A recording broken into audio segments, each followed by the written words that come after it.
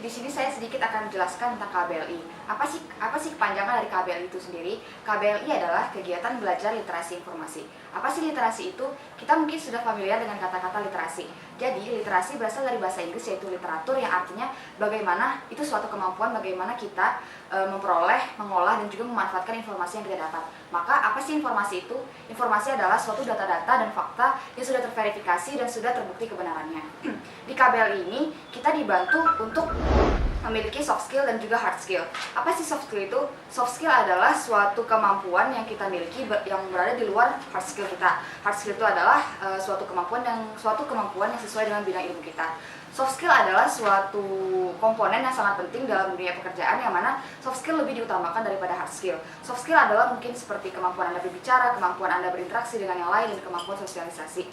Dengan soft skill kita juga bisa menjadi employable. Employable adalah kemampuan kita agar bisa ditarik oleh suatu perusahaan dan memiliki kredibel yang baik untuk terjun ke dunia kerja. Di sini saya akan menjelaskan mengenai tentang KBLI. Saya akan menjelaskan pertama tentang apa sih KBLI itu. KBLI adalah kegiatan belajar dan literasi informasi. Kenapa kita harus belajar KBLI? Karena dalam KBLI ini kita diwadahi untuk bagaimana cara kita berkreativitas. Dan kenapa kita harus berkreativitas? Seperti yang kita tahu, kita memasuki era global yang dimana kita harus mengetahui bahwa saingan kita tuh bukan hanya di sini, di lingkup kampus saja. Kita harus mengetahui bahwa saingan kita juga ada di luar. Nah, dengan KBLI ini kita diwadahi bagaimana cara kita untuk berkreativitas.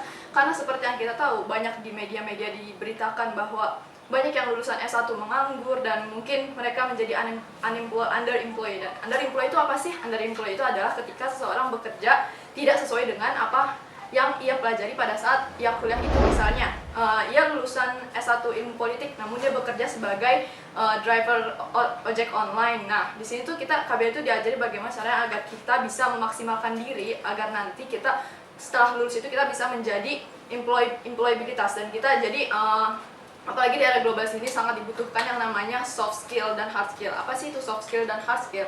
Nah, soft skill itu dimana kita bisa berbicara di depan orang banyak tanpa harus gugup atau dan sebagainya, dan hard skill itu adalah kemampuan di bidang kita. Nah, biasanya perusahaan-perusahaan atau itu mengharuskan kita untuk memiliki soft skill itu, karena rata-rata mereka yang menganggur itu seperti S1 yang menganggur itu mereka tidak mempunyai soft skill yang ada di dalam diri mereka sendiri.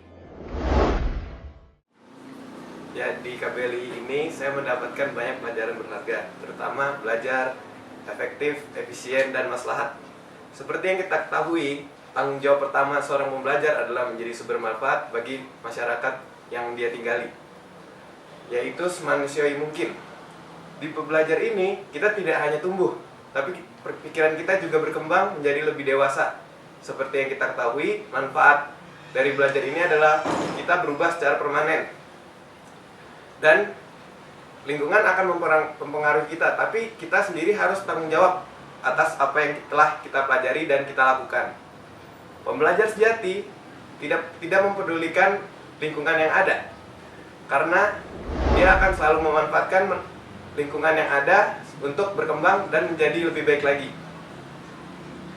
Di belajar ini banyak sekali manfaat yang bisa kita dapatkan, tetapi tujuan pertama kita adalah untuk menjadi maslahat bagi masyarakat dan untuk diri kita sendiri dan untuk masyarakat luas.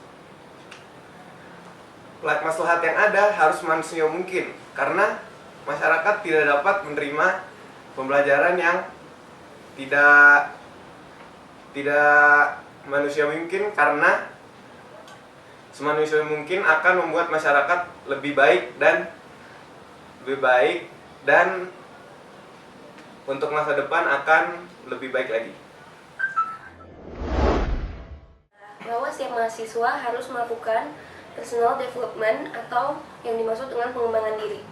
Dan inti dari pengembangan diri adalah perubahan kebiasaan.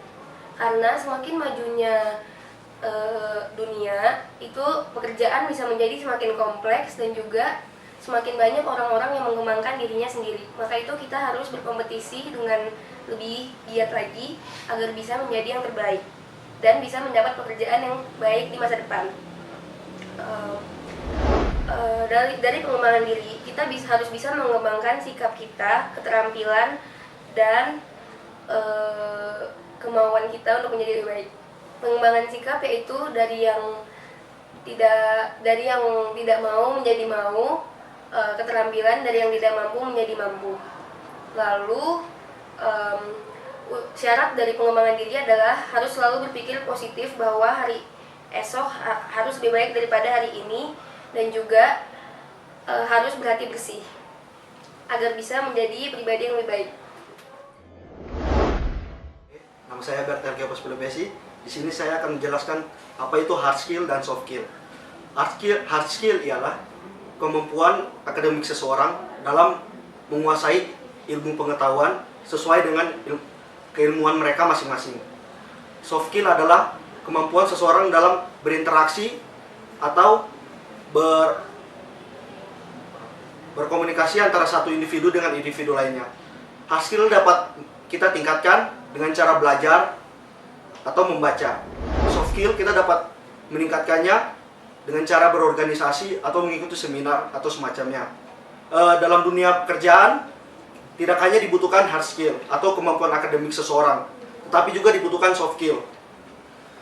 Karena dalam dunia pekerjaan sekarang kita dibutuhkan sekarang itu tidak hanya kemampuan seseorang dalam akademiknya, tetapi berinteraksi dengan orang lain.